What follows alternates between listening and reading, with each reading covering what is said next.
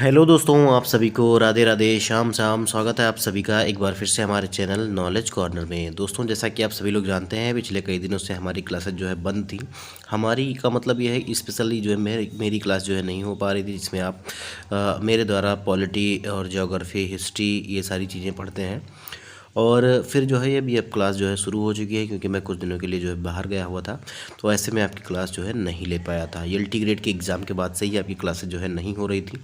बाकी उम्मीद है कि आप सभी ने एलटी ग्रेड की जो एग्ज़ाम हुई है उसमें आपने काफ़ी अच्छे मार्क्स जो है प्राप्त किए होंगे। हमने पीवाईक्यू आपको करवाया था, काफ़ी अच्छे जो है पीवाईक्यू आपके लिए साबित हुए थे, और आपने जो है आंसर की भी मिला ली होगी। जिस किसी ने अगर लेट है, अभी तक नहीं मिलाया है और ये वीडियो उन तक पहुंच रही है, तो हमारे टेलीग्राम ग्रुप में सभी सब्जेक्ट के आंसर की आपको जो है ऑफिशियल आंसर की जो आयोग के द्वारा जारी की गई है, उन सभी का पीडीएफ आपको मिल जाएगा। आप वहां से आप उसको डाउनलोड करके मिला सकते हैं। उसका लिंक आपको इसी वीडियो के डिस्क्रिप्शन बॉक्स में मिल जाएगा। इसके अलावा ये जो हमारी क्लासेज होने वाली हैं, ये हमारी जो है यूपीएससी मतलब उत्तर प्रदेश होमगार्ड के लिए, और यूपीपी के लिए, और बीपीएससी टीआरई 4 के लिए, इन सभी के लिए भूगोल जहाँ जहाँ भी पूछा जाता है उन सभी के लिए काफ़ी ज़्यादा इम्पॉर्टेंट होने वाला है। कल के सेशन में हमने जो है टोटल जो है 42 क्वेश्चन सॉल्व किए थे, जिसमें हमने जो 42 नंबर का सवाल था, ये आप सभी के लिए होमवर्क दिया हुआ था। तो मैं इसका जवाब जो है आपको बता दूंगा अभी। और उससे पहले आप सभी के लिए एक जो है बैड न्यूज़ है, क्योंकि जो बीपीएससी का कैलेंडर है 2026 का, उसमें कहीं भी जो है बीपीएससी टीआरई 4 का जिक्र नहीं किया गया है। पहले कहा गया था कि फरवरी लास्ट में जो है या फरवरी माह में आपको जो है नोटिफिकेशन देखने को मिल जाएगा भर्तियों की जानकारी, और उसके लिए जो है ऑनलाइन आवेदन स्वीकार किए जाएंगे। लेकिन ऐसा कुछ भी नहीं है, अभी तो केवल और केवल जो है चूरन ही दिया गया है। उसको लेकर आंदोलन अब काफ़ी ज़्यादा तेज होने की संभावना है, क्योंकि कई संगठन है, जो छात्र संगठन है बिहार में, उन्होंने कहा है कि हम इसको लेकर आंदोलन करेंगे। तो अभी देखिए आगे क्या होता है, ये तो नहीं कहा जा सकता है। फिलहाल आपकी अभी जीआईसी लेक्चरर की एग्ज़ाम भी होने वाली है, टीजीटी पीजीटी का एग्ज़ाम होने वाला है, यूपी टेट का एग्ज़ाम होने वाला है। आपके लिए सिलेबस भी जारी कर दिया गया है, डेट भी जारी कर दी गई है। उसकी भी क्लासेज आप सभी के लिए जो है हम जल्द लाने का प्रयास करेंगे। इसके अलावा लेखपाल की भी क्लासेज हम जल्दी से जल्दी लाने का प्रयास करेंगे। सभी इसके सभी आपके पीवाई को जो है आपको उसमें देखने को मिलेंगे, तो आपको उसके लिए जो है टेंशन लेने की ज़रूरत नहीं है। बस वीडियो को अपना प्यार दीजिएगा, क्योंकि काफ़ी दिनों के बाद जब हम ये वीडियो डाल रहे हैं, थोड़ा सा जो है आपका प्यार नहीं मिल रहा है, इसीलिए हम भी थोड़ा सा निराश हैं। कोई बात नहीं, हम अपने काम को जारी रखेंगे, और आप सभी से हमारा यही निवेदन है कि आप सभी से ज़्यादा जो है वीडियो को लाइक करिएगा, शेयर करिएगा, कमेंट बॉक्स में कमेंट करके ज़रूर बताइएगा कि आपको वीडियो कैसी लगी। चैनल को सब्सक्राइब जरूर कर लीजिएगा, और नोटिफिकेशन के बेल को भी ऑन कर लीजिएगा, ताकि आपको जो है जल्दी से नोटिफिकेशन मिल जाया करे जब भी कोई वीडियो अपलोड हो। तो हमारा जो लास्ट सवाल था, जो हमने आपको होमवर्क के लिए दिया था, उसमें हमारा ये सवाल था कि निम्न में से कौन सा तत्व किसी स्थान के मौसम को प्रभावित करता है। देखिए, मिट्टी नहीं प्रभावित करती, पेड़ पौधे भी थोड़ा बहुत प्रभावित करते हैं, लेकिन मुख्यतः ये नहीं, पशु पक्षी भी नहीं। लेकिन जो एल्टीट्यूड है, एल्टीट्यूड जो है बहुत ज़्यादा मौसम को प्रभावित करता है। आपकी जो ऊंचाई होती है, अगर आप शिमला मनाली चले जाएं तो आपको ठंडा मौसम देखने को मिलता है। वहीं आप उत्तर प्रदेश के मैदानी इलाकों में आ जाएं, या आप दक्षिण भारत में चले जाएं, वहाँ आपको जो है गर्म मौसम देखने को मिलेगा। तो ये जो स्थान की ऊंचाई है, ये भी बहुत हद तक जो है मौसम के परिवर्तन को या मौसम को जो है प्रभावित करता है। तो इसके लिए बी विकल्प हमारा जो है वो हमारा सही हो जाएगा। उम्मीद है आप सभी लोग जो है समझ गए होंगे। देखिए, यहाँ पर लिखा भी हुआ है कि ऊंचाई किसी स्थान के मौसम को प्रभावित करने वाला एक मुख्य कारक है। समुद्र तल से ऊंचाई बढ़ने के साथ साथ तापमान घटता है। चूंकि वायुमंडल अपनी ऊष्मा का अधिकतम भाग पार्थिव विकिरण के द्वारा प्राप्त करता है, अतः धरातल के संपर्क वाला भाग जो है अधिक ऊष्मा प्राप्त करता है। ऊपर जाने पर यह मात्रा घटती है, और प्रति 1 किलोमीटर पर जो है लगभग 6.5 डिग्री सेल्सियस की कमी आ जाती है। उदाहरण के लिए किलिमंजारो पर्वत विषुवत रेखा पर आता है, परंतु अधिक ऊंचाई के कारण जो है वह जो है हिमाच्छादित है। अब ऐसा नहीं है कि जो विषुवत रेखा पर जो स्थान है वो चाहे कितना भी ऊंचा हो, वहाँ गर्मी ही रहेगी। इसका उदाहरण किलिमंजारो पर्वत ही है, जो विषुवत रेखा पर ही स्थित है, लेकिन क्योंकि ऊंचाई ज़्यादा है इसलिए वहाँ पर जो है बर्फ़ जमी रहती है, मौसम ठंडा रहता है। अगला सवाल देखिए, अगला सवाल यूपीएसआई 2001 का सवाल है, और इसमें कहा जा रहा है कि हॉटेंटॉट्स जो है ये जाति किस देश के लिए नागरिकों के लिए कहा जाता है। हॉटेंटॉट जाति किस देश के नागरिकों के लिए कहा जाता है, ये आपको बताना है। 43 नंबर का सही सवाल है, तो इसका जो सही जवाब हो जाएगा, इसका सही जवाब है दक्षिण पश्चिम अफ्रीका। दक्षिण पश्चिम अफ्रीका डी विकल्प विकल्प जो है ये हमारा सही हो जाएगा। एक्सप्लेनेशन भी देखिए, हॉटेनटॉट्स जाति दक्षिण पश्चिम अफ्रीका के नागरिकों के लिए प्रयोग किया जाता है। ये प्राचीन काल में मध्य अफ्रीका से विस्थापित होकर दक्षिण पश्चिम अफ्रीका में बस गए थे। अगला सवाल देखिए, ये भी यूपीएसआई 1999 का सवाल है। कहा जा रहा है कि पिग्मी निवासी किस देश में पाए जाते हैं। पिग्मी जो निवासी हैं ये किस देश में पाए जाते हैं, 44 नंबर का सवाल है। तो इसका जो सही जवाब हो जाएगा ये आपका हो जाएगा विषुवतरेखीय प्रदेश जो होता है, विषुवतरेखीय प्रदेश में वहाँ पर आपको जो है पिग्मी निवासी देखने को मिलते हैं। देखिए, पिग्मी मध्य अफ्रीका के विषुवतरेखीय प्रदेश में पाई जाने वाली एक जनजाति है और इन जातियों का औसत कद जो है ये 150 सेंटीमीटर होता है। इनकी लंबाई कम, नाक, चिपटी और बाल जो है ये घुंघराले होते हैं। अगला सवाल देखिए, निम्नलिखित रेगिस्तानों में से हिमालय पर्वत श्रृंखला से निर्मित वह कौन सा वर्षा छाया रेगिस्तान है जो हिंद महासागर से वर्षा ले जा रहे बादलों को अवरुद्ध कर देता है, ये आपको बताना है। ठीक है, निम्नलिखित रेगिस्तानों में से हिमालय पर्वत श्रृंखला से निर्मित वह कौन सा वर्षा छाया रेगिस्तान है जो हिंद महासागर से वर्षा ले जा रहे बादलों को जो है अवरुद्ध करता है। तो इसका सही जवाब हो जाएगा आपका कौन सा, तो ये आपका जो है अगर आप देखेंगे तो टकला मकान इसको हम कहते हैं। ठीक है, टकला मकान बी विकल्प जो है ये हमारा सही हो जाएगा। और ये कहाँ पर आपको देखने को मिलेगा, तो ये आपको जो है कहाँ पर देखने को मिलेगा, तो ये चीन में आपको देखने को मिलेगा। बी विकल्प जो है ये हमारा सही हो जाएगा। यूपीएसआई बैच 3 2017 में ये आपका सवाल एग्जाम में यूपीएसआई में पूछा गया था। देखिए, टकला मकान या टकला माकन भी इसको कहते हैं। बहुत जगह आपको टकला मकान ही देखने को मिलेगा, तो आप टकला मकान ही याद रखिए। ठीक है, देखिए टकला मकान रेगिस्तान का निर्माण हिमालय से जुड़ा हुआ है और यह चीन के सिंजियांग प्रांत में स्थित है और इसके चारों ओर दक्षिण में कुनलुन पर्वत, उत्तर में तियानसान पर्वत और पूर्व में पामीर पर्वत पाए जाते हैं। इन सभी पर्वतमालाओं का निर्माण हिमालय के साथ भारतीय प्लेट और यूरेशियन प्लेट के टक्कर से हुआ है और इस टेक्टोनिक टक्कर से तारिम बेसिन का निर्माण हुआ है, जहां आज टकला मकान रेगिस्तान है। ऊंचे पर्वत इस क्षेत्र को चारों ओर से घेरकर नमी वाली हवाओं को रोक देते हैं, जिसके कारण यहाँ अत्यधिक जो है शुष्कता पाई जाती है, क्योंकि बारिश होती नहीं है इसीलिए यहाँ शुष्क रहता है। देखिए, टर्फ रॉक किसका एक उदाहरण है। टर्फ रॉक जो है ये किसका उदाहरण है, तो नाम से आपको बहुत ज़्यादा अनुमान हो गया होगा कि ये किसका उदाहरण है। तो ये जो है ये आपका अग्निय जो है चट्टानों का है, याद रखिएगा अग्निय चट्टानों का है। ये आपका बी विकल्प जो है ये हमारा सही हो जाएगा। यूपीएसआई 2017 में ये सवाल आपका पूछा गया था। देखिए, टर्फ रॉक अग्निमय चट्टानों का उदाहरण है। अग्निय चट्टानें मैग्मा के ठंडा होने से बनती हैं और ठोस रूप धारण करके विभिन्न प्रकार की अग्निय चट्टानें पिंड बनाते हैं। इनका नामकरण इनके आकार, रूप और स्थिति तथा आसपास पाई जाने वाली चट्टानों के आधार पर किया जाता है, जैसे बैथोलिथ, स्टाक और लैकोलिथ। तो ये सभी किसके उदाहरण हैं, तो ये अग्निय चट्टान के ही हैं, जैसे बैथोलिथ हो गया, स्टाक और लैकोलिथ हो गया। देखिए, यूपीएसआई बैच 1 2017 में ये सवाल पूछा गया था कि अंटार्कटिका का सबसे ऊंचा पर्वत शिखर कौन सा है। अंटार्कटिका का सबसे ऊंचा शिखर कौन सा है ये आपको बताना है। तो इसका जो सही जवाब हो जाएगा वो कौन सा हो जाएगा, तो इसका सही जवाब आपका कौन सा हो जाएगा। देखिए, 47 नंबर का सवाल है, तो इसका नाम हो जाएगा विंसन मैसिफ। ठीक है, विंसन मैसिफ डी विकल्प जो है ये हमारा सही हो जाएगा।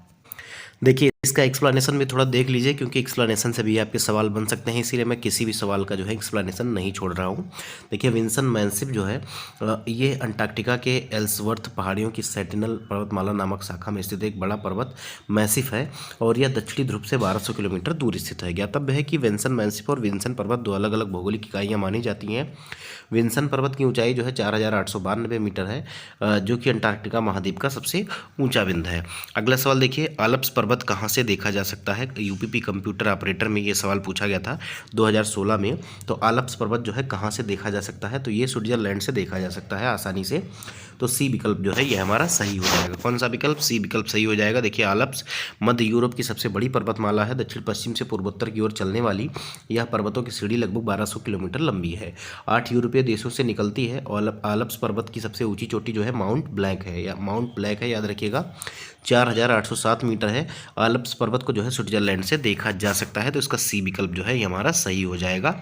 देखिए, यूपीपी कांस्टेबल 19/6/2018 का सवाल है कि 1869 में कौन से नहर के खुलने से भारत से यूरोप की दूरी जो है 7000 किलोमीटर कम हो गई। 1869 में कौन सी नहर के खुलने से भारत से यूरोप की दूरी जो है ये 7000 किलोमीटर रह गई है।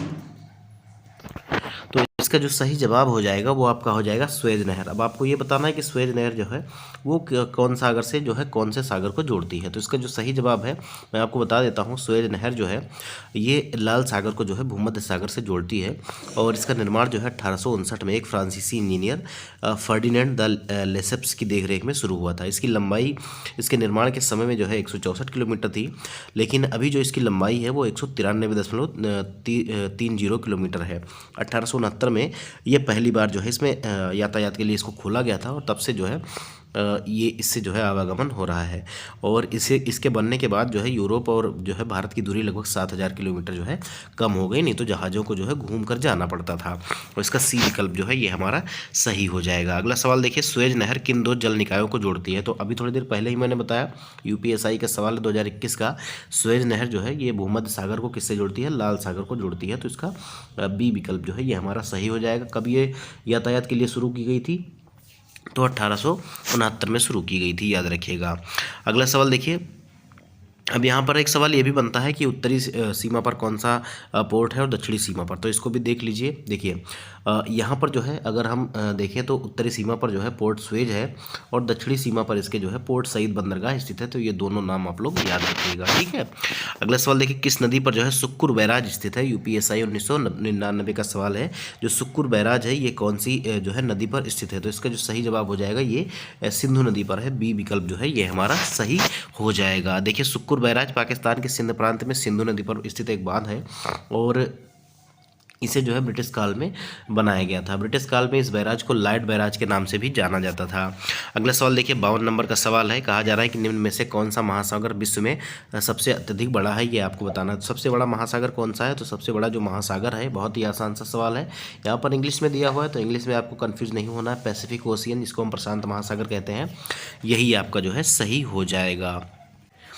देखिए पैसिफिक ओशियन जो है विश्व का सबसे बड़ा महासागर है और गहरा भी है और यह महासागर अमेरिका तथा एशिया को पृथक करता है। इसका क्षेत्रफल लगभग 165.25 मिलियन वर्ग किलोमीटर है, जो कि पृथ्वी की सतह का कुल 1/3 हिस्से को जो है ये कवर करता है। इसका उत्तरी किनारा बोरिंग जो जलडमरू मध्य है इसके द्वारा आर्कटिक सागर से जुड़ा हुआ है और प्रशांत महासागर का वह भाग जो कर्क तथा मकर रेखा के बीच स्थित है मध्य प्रशांत महासागर कहा जाता है उसको। कर्क रेखा के उत्तरी क्षेत्र को उत्तरी प्रशांत महासागर और मकर रेखा के दक्षिणी क्षेत्र को जो है दक्षिणी प्रशांत महासागर भी कहते हैं।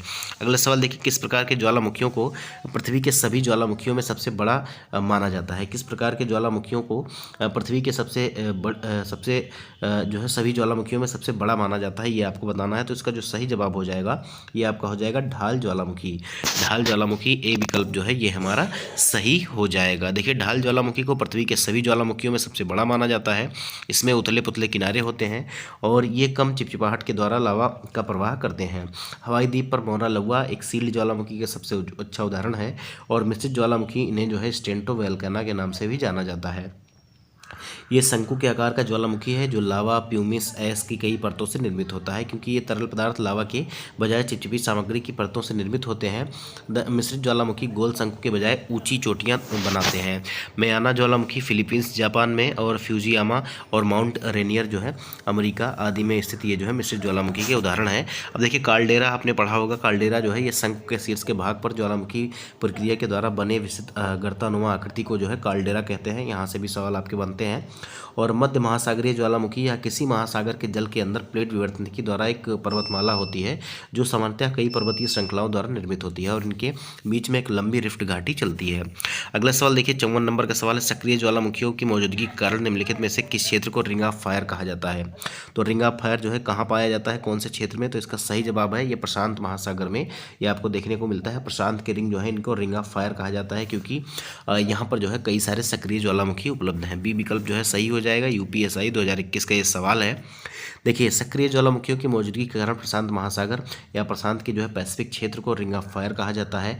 प्रशांत महासागर अमेरिका और एशिया को पृथक करता है। यह विश्व का सबसे बड़ा और गहरा महासागर है। अगला सवाल देखिए, उस बिंदु को क्या कहते हैं जहां भूकंप के दौरान ऊर्जा का निष्कासन होता है? जहां भूकंप के दौरान जो है ऊर्जा का निष्कासन होता है उस बिंदु को क्या कहते हैं? तो उसे हम क्या कहते हैं? उसे कहते हैं अवकेंद्र। ठीक है, उसको हम कहते हैं अवकेंद्र। सी विकल्प जो है ये हमारा सही हो जाएगा। ठीक है, याद रखिएगा। इसको हम हाइपोसेंटर कहते हैं इंग्लिश में, याद रखिएगा। तो इसका सी विकल्प जो है वो हमारा सही हो जाएगा। देखिए जहाँ भूकंप के दौरान ऊर्जा निकलती है वह स्थान भूकंप का जो है उद्गम केंद्र होता है, फोकस होता है और इसे जो है अवकेंद्र या हाइपोसेंटर भी कहा जाता है। भूकंपीय तरंगें जो है 3 प्रकार की होती हैं, आप सभी ने पढ़ा होगा। PS और जो है L तरंगे हम भी कहते हैं, जिनको जो है हम सतही तरंगे भी कहते हैं। तो P तरंगे जो हैं ये प्राइमरी वेव्स होती हैं, ये सबसे तेज़ गति से चलती हैं और भूकंप के केंद्र से सबसे पहले बाहर तक पहुंचती हैं, और ये ठोस, द्रव तथा गैस तीनों माध्यम से गुजर सकती हैं। तो यहाँ से सवाल पूछा जाता है कि वह कौन सी तरंग है भूकंप की जो तीनों माध्यम से गुजर सकती हैं। तो ये इंपॉर्टेंट है, आप इसको जो है याद रखिएगा, आपके NCERT में भी दिया गया है, तो आपके किसी भी एग्जाम में ये बन सकता है।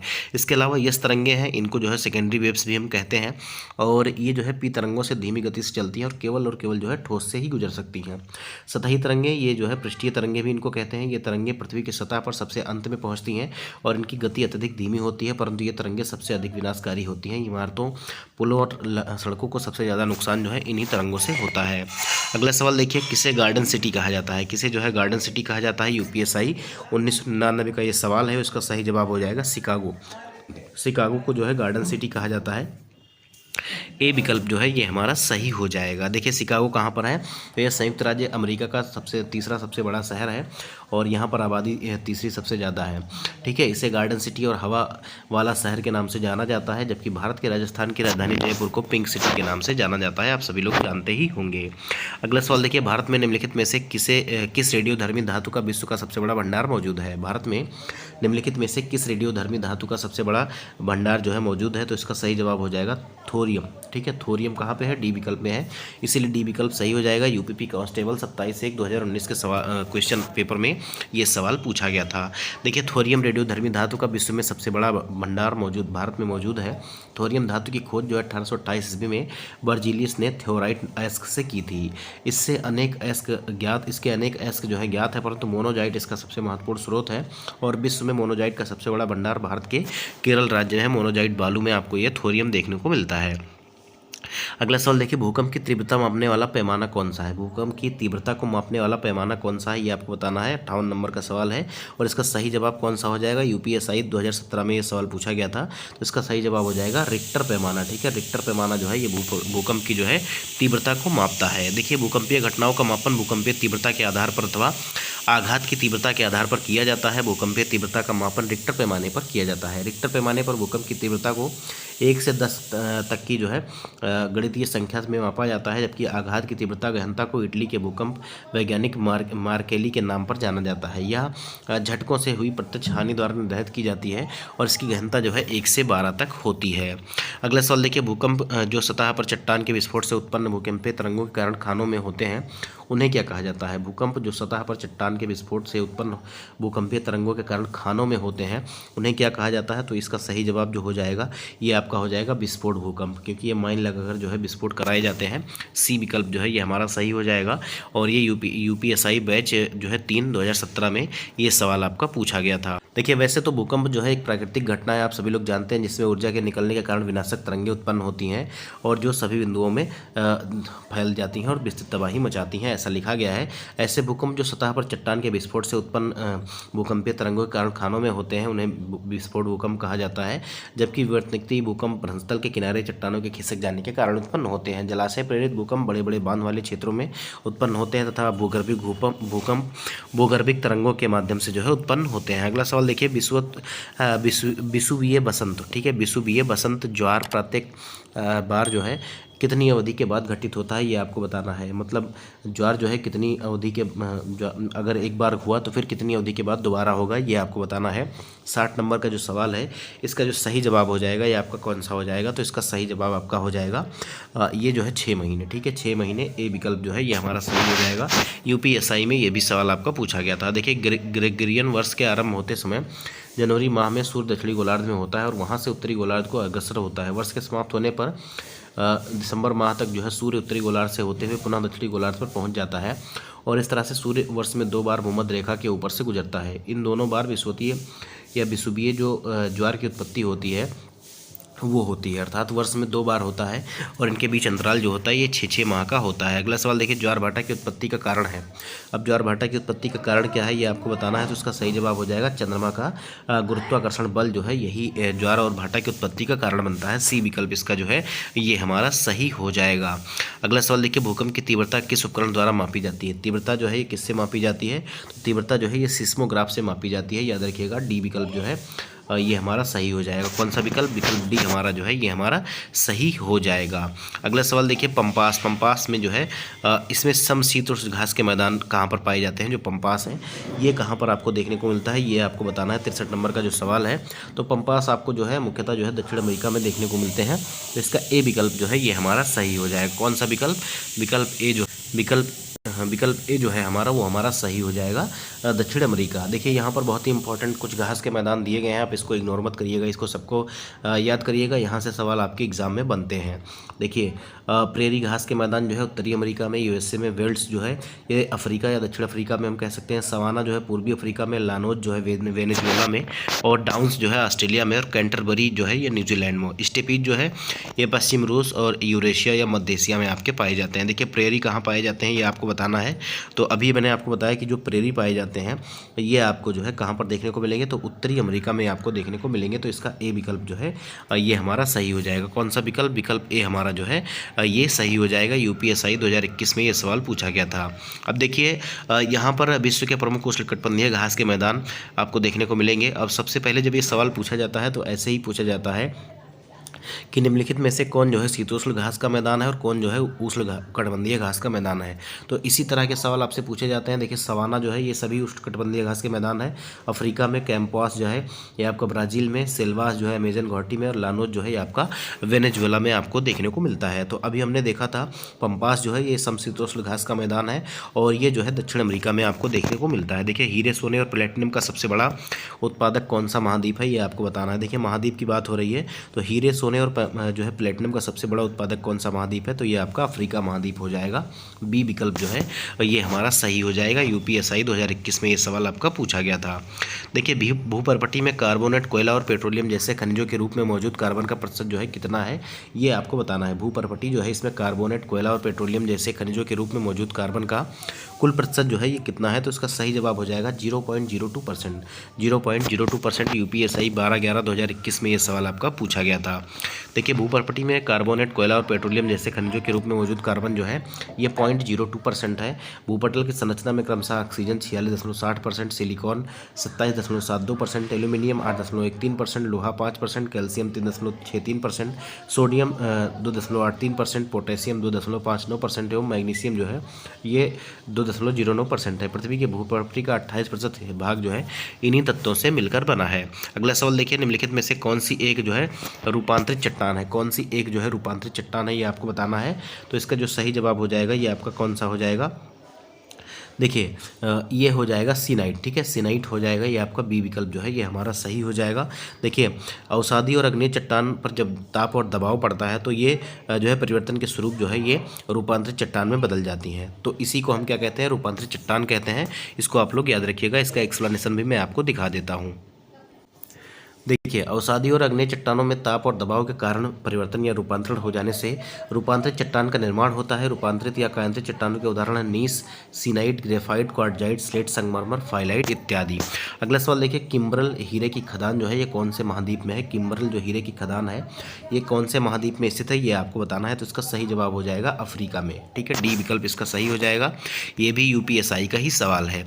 किम्बरले जो है या किम्बरले जिसको हम बोलते हैं ये जो है दक्षिण अफ्रीका के उत्तरी प्रांत की राजधानी और सबसे बड़ा शहर है किसका? दक्षिण अफ्रीका का। और यह वाल और अरंज नदियों के संगम से लगभग 110 किलोमीटर दूर जो है पूर्व में स्थित है।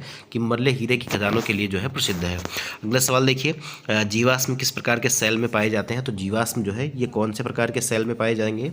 तो ये जो परतदार सेल होती है यहाँ पर पाए जाते हैं। ठीक है, परतदार सेल में मान लीजिए एक परत है सेल की और यहाँ पर कुछ अवशेष या कोई जो है जीवाश्म आपका बैठा, या मान लीजिए कोई कीड़े मकोड़े और पंछी आपको देखने को मिले वहीं बैठे, ये मर गए, या ऊपर से कोई और चट्टान आकर इस पे ऊपर जम गई, धीरे धीरे उसी के अंदर दब गए। तो इस प्रकार से आपको जो है जीवाश्म इन सेलों में देखने को मिलते हैं। ये भी यूपीपी कांस्टेबल का सवाल है, 2013 में पूछा गया था। जीवाश्म प्रायः जो है अवसादी या परतदार चट्टानों में पाए जाते हैं। इन चट्टानों का निर्माण नदियों तथा पवनों द्वारा अपरदित कणों के जमाव से होता है। इन चट्टानों में खनिज तथा धातुओं का अभाव होता है। इन चट्टानों के प्रमुख उदाहरण कोयला, अभ्रक, चूना पत्थर, बलुआ पत्थर आदि हैं। अगला सवाल देखेंगे, निम्नलिखित में से से कौन सा जो है गैर परंपरागत ऊर्जा का स्रोत है। गैर परंपरागत ऊर्जा का स्रोत मतलब ये है कि अभी जो है बहुत दिन से इस्तेमाल नहीं हो रहा है, अभी कुछ ही दिनों से इसको हम इस्तेमाल करते हैं। तो गैर परंपरागत स्रोत के निम्नलिखित देखिए, अगर इसमें हम देखेंगे तो इसमें हमारा कौन कौन सा आ जाएगा, तो इसमें हमारा जो है पवन ऊर्जा भी आ जाएगा, और इसके अलावा अगर हम देखें तो हमारा ज्वार शक्ति भी आ जाएगा। बाकी कोयला और पेट्रोलियम तो बहुत दिन से उपयोग में आ रहा है, तो इसीलिए हमारा बी विकल्प जो है ए और डी हमारा सही हो जाएगा। इसके अलावा भी यहाँ पर देखिए गैर परंपरागत ऊर्जा के स्रोत जो है दिए गए हैं, सौर ऊर्जा, पवन ऊर्जा, महासागरीय ऊर्जा, ज्वारीय ऊर्जा, इसके अलावा भूतापीय ऊर्जा, बायोमास ईंधन और जैव ईंधन, ये सभी आप जो है गैर परंपरागत स्रोतों के अंतर्गत आपको देखने को मिलते हैं। अगला सवाल देखिए, वायुमंडल में वह संक्रमण क्षेत्र क्या कहलाता है जहाँ प्रगामी शीत वायु द्रव्यमान है, गर्म वायु द्रव्यमान को बीच में रखता है। मैं एक बार फिर से पढ़ देता हूँ, वायुमंडल में वह संक्रमण क्षेत्र क्या कहलाता है जहाँ प्रगामी शीत वायु द्रव्यमान गर्म वायु और द्रव्यमान के बीच में रखता है, ये आपको बताना है। तो इसका सही जवाब हो जाएगा अधिविष्ट वाताग्र। ठीक है, अधिविष्ट वाताग्र इसको कहेंगे, थोड़ा सा टफ सवाल है। डी विकल्प जो है ये हमारा सही हो जाएगा। यूपीएसआई 14/11/2021 में ये सवाल पूछा जाएगा। देखिए, अगर कुछ लोग ये अनुमान लगा रहे हैं कि होमगार्ड का पेपर बहुत आसान आ जाएगा और हम उड़ा देंगे, तो ऐसा नहीं है, क्योंकि कंपटीशन हर जगह है और पेपर जो है अच्छा ही आएगा। देखिए, अधिविष्ट वाताग्र वायुमंडल का वह संक्रमण क्षेत्र है जहां प्रगामी शीत वायु द्रव्यमान गर्म वायु द्रव्यमान को बीच में रखता है। यह सतह से 3000 मीटर की ऊंचाई पर पाया जाता है। हमारा वातावरण पृथ्वी की सतह से शुरू होकर 5 परतों में विभाजित है, जो इस प्रकार है। क्षोभ मंडल जिसको हम ट्रोपोस्फियर कहते हैं, संताप मंडल जिसको हम स्ट्रेटोस्फियर कहते हैं, मध्य मंडल जिसको हम मेजोस्फियर कहते हैं, ताप मंडल जिसको हम थर्मोस्फियर कहते हैं, और बहिर्मंडल जिसको हम एक्सोस्फियर कहते हैं। सभी मौसमी घटनाएं आपकी जैसे कोहरा, बादल, ठंड, बारिश, तूफान आदि जो है ये क्षोभ मंडल में ही होते हैं। अगला सवाल देखिए, निम्नलिखित में से कौन से जलमार्ग की निकासी कैस्पियन सागर में होती है। कौन से जलमार्ग की जो है निकासी जो है कैस्पियन सागर में होती है, ये आपको बताना है। इसका सही जवाब हो जाएगा वोल्गा जलमार्ग। ठीक है, वोल्गा जलमार्ग बी विकल्प सही हो जाएगा। यूपीएसआई 2021 में ये सवाल आपका पूछा गया था। देखिए, कैस्पियन सागर मध्य एशिया में स्थित विश्व की जो है सबसे बड़ी दूसरी झील है आपकी। ठीक है, सबसे बड़ी झील है, और तुर्कमेनिस्तान, कजाकिस्तान, रूस, अजरबैजान व ईरान इसके तटवर्ती देश हैं। वोल्गा और यूराल नदियां कैस्पियन सागर में जो है अपना जल विसर्जित करती हैं। अगला सवाल देखिए, रेडक्लिफ रेखा द्वारा भारत और किस देश के बीच सीमांकन किया गया है। तो आप सभी लोग जानते हैं रेडक्लिफ रेखा जो है ये भारत और पाकिस्तान के बीच है। सी विकल्प जो है ये हमारा सही हो जाएगा। यूपीएसआई का सवाल है, और ये जो है 17 अगस्त 1947 को भारत से जो है पाकिस्तान को अलग करने वाली सीमा रेखा को जो हम क्या कहते हैं, रेडक्लिफ रेखा कहते हैं। मैकमोहन रेखा भारत और चीन के बीच में है। डूरंड रेखा जो है भारत और अफगानिस्तान के बीच में है, याद रखिएगा, और पाकिस्तान और अफगानिस्तान के बीच में भी है। अगला सवाल देखिए, निम्नलिखित में से कौन सा ज्वालामुखी अंटार्कटिका का एकमात्र सक्रिय ज्वालामुखी है, ये आपको बताना है। अंटार्कटिका का एकमात्र सक्रिय ज्वालामुखी है, तो इसका नाम है माउंट इरेबस। ठीक है, माउंट इरेबस इसका सही जवाब हो जाएगा। यूपीएसआई 2017 में ये सवाल आपका पूछा गया था। देखिए, माउंट इरेबस जो है ये अंटार्कटिका का एकमात्र सक्रिय ज्वालामुखी है। यह रास द्वीप के अल्ट्रा पर्वत पर स्थित है। यहाँ 3 निष्क्रिय ज्वालामुखी हैं, जो माउंट टेरर, माउंट बर्ड और माउंट टेरा नोवा है। अगला सवाल देखिए, किसी प्रकार की तबाही के बाद वे जंगल जो दोबारा उग जाते हैं उन्हें क्या कहा जाता है। किसी प्रकार की तबाही के बाद जो जंगल दोबारा उग जाते हैं उनको क्या कहते हैं, तो उनको कहते हैं जो है द्वितीयक वन। ठीक है, सेकेंडरी फॉरेस्ट उनको कहते हैं। डी विकल्प जो है ये हमारा सही हो जाएगा। ये भी आपका यूपीएसआई का ही सवाल है। अगला सवाल देखिए, अगला सवाल कह रहा है कि उष्णकटिबंधीय चक्रवात विश्व में विभिन्न नामों से जाने जाते हैं, और विश्व के किस भाग में इसे जो है हरिकेन के नाम से जाना जाता है। तो हरिकेन के नाम से जो है कहाँ पर जाना जाता है, तो हरिकेन के नाम से इनको जो है अटलांटिक के क्षेत्र में जाना जाता है, याद रखिएगा। तो इसका सी विकल्प जो है ये हमारा सही हो जाएगा। यूपीएसआई बैच 1 15 दिसंबर 2017 को एग्जाम में ये सवाल पूछा गया था। देखिए, उष्णकटिबंधीय चक्रवात कर्क और मकर रेखाओं के मध्य उत्पन्न होने वाले चक्रवाती तूफान है। सामान्य रूप से चक्रवात निम्न वायुदाब के केंद्र होते हैं, जबकि केंद्र से बाहर की ओर वायुदाब बढ़ जाता है। इनकी दिशा उत्तरी गोलार्ध में घड़ी की सुइयों के विपरीत तथा दक्षिणी गोलार्ध में घड़ी की सुइयों के अनुकूल होती है। विश्व के अलग अलग भागों में इन्हें विभिन्न नामों से, जैसे अटलांटिक महासागर में जो है हरिकेन, चीन के पूर्वी एवं दक्षिणी तटीय प्रदेशों में टाइफून, ऑस्ट्रेलिया में विली विली, और भारत या हिंद महासागर में चक्रवात के नाम से जाना जाता है। तो आज की सेशन में दोस्तों इतने ही सवाल थे। उम्मीद करता हूँ कि सेशन आपको पसंद आया होगा, क्वेश्चन आपको पसंद आए होंगे। आप कमेंट बॉक्स में जो है कमेंट करके जरूर बताइएगा कि आपको किसी अन्य टॉपिक पे अगर वीडियो चाहिए तो उसके भी PYQ हम आपके लिए लेकर आएंगे।